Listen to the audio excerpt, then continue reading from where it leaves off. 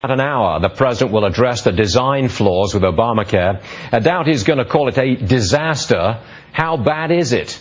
Is it an implosion? Washington Post columnist Mark Thiessen used that word in a headline-grabbing column last week. Mark, welcome to the program. It's very good to have you with us.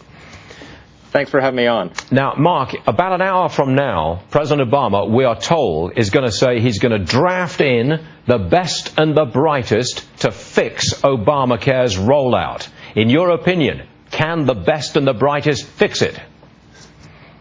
Well, they're certainly going to have to try. I mean, look, this is one of the worst rollouts of a government program and possibly in American history. Obamacare is imploding before our eyes, and because of the government shutdown, no one is focused on just how fundamental the implosion is.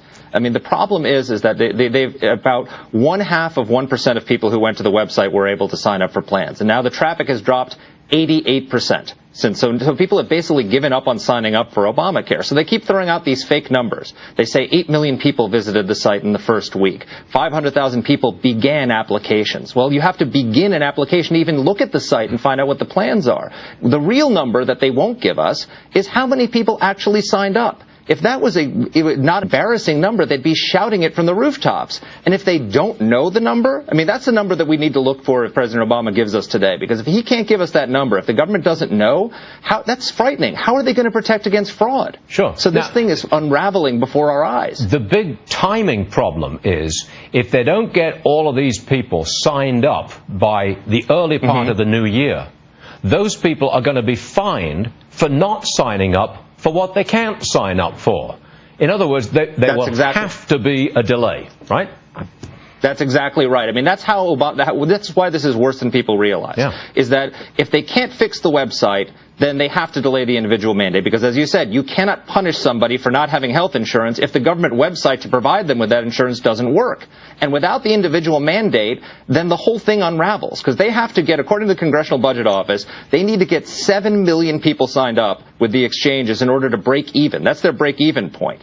And they're not even close to that number. And if you don't have the individual mandate to force young, healthy people to buy insurance they don't think they need and force them into the exchanges, then they're not going to do it. So it becomes a vicious cycle. And on top of that, the plans, one of the underreported stories is the plans are so unattractive. What they did was, in order to keep the premiums low so they could advertise that, they forced insurers to keep premiums low to attract people to the exchanges, but the insurers responded by raising deductibles to $4,000 to $13,000 a year. Who's going to buy insurance with a $13,000 deductible? Now, so this whole thing is going to unravel because no one's going to sign up for the plans. Now, in an hour from now, the president makes his presentation. He's going to say that these glitches are unacceptable. He's going to be he's going to be surrounded by people who have signed up.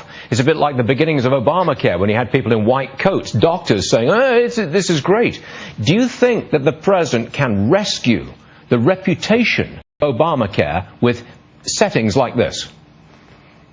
Well, he's going to certainly try. I mean, they must have tried very hard to find anybody who signed up for this thing because the numbers are absolutely dismal. But again, if he has examples there, they need to ask him, how many, Mr. President, how many total have signed up for this plan? If he can't give a number, an answer to that, that's not a complete embarrassment, then the whole thing backfires on him. And the reality is, look, does Sebelius have to go? Will she go?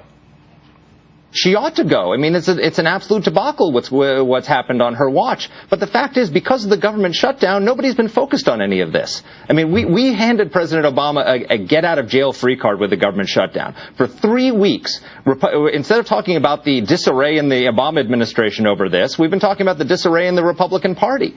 And so we've given him a pass for 3 weeks. This has probably been the worst 3 weeks of Obama's presidency, and it's been an even worse 3 weeks for the Republican Party. So we've let him off the hook. I'm sorry to press you on time, Mark, but I've got 20 seconds. Is there a split within the Democrat Party on Obamacare?